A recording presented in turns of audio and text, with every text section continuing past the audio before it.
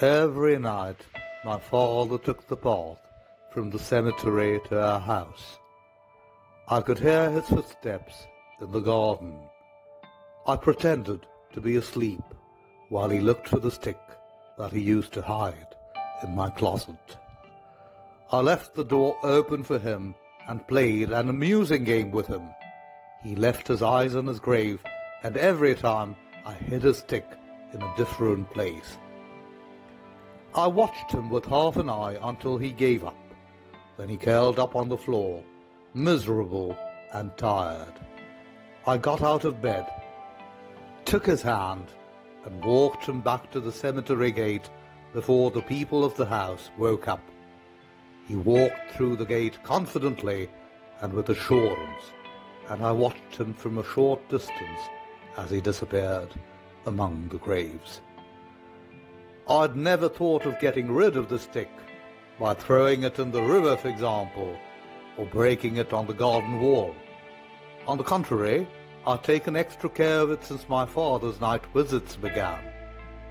After each visit, I got rid of one of the scars he had given me with it.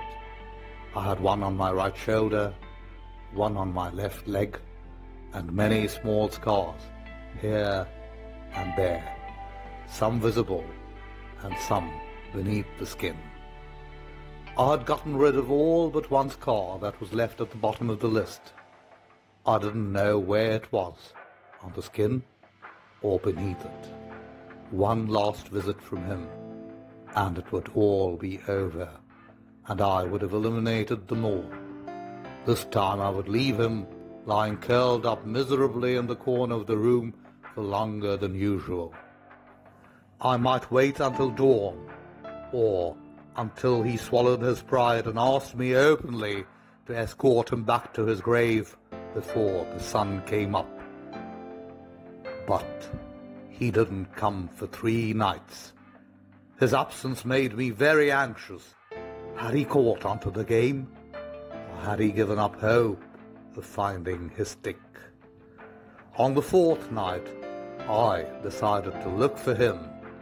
Maybe he had lost his way, or was having a long doze in his grave.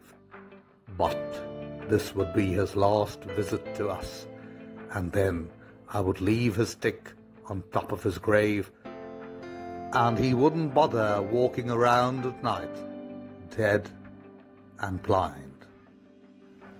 At 2 o'clock in the morning, I left my room quietly, taking care not to wake my mother, who leaves the door of her bedroom ajar. Well, then I crossed the living room and the garden and made my way towards the cemetery. I didn't think about how I was going to persuade my father to visit us for one last time. I didn't have any particular plan in mind, but what dead person doesn't hope to be invited out for a walk at night so that they can breathe cool, refreshing air? At the cemetery gate, I spotted 2 shadows moving in the distance. I couldn't make out their features in the dark. I went closer, slowly, and watched them from behind a large tree. It was my mother laying into my father with the stick. My father was trying to avoid her blows, but he wasn't moving from where he was or making any noise. From my hiding place, I heard her say, "You bastard! I told you not to hit him on the head. Don't hit him on the head or you'll kill him." I felt my head and found a deep wound covered with dried blood. A few minutes later, the 2 of them were making their way towards the house with tired and heavy steps. I went through the cemetery gate and disappeared among the graves sunk in darkness.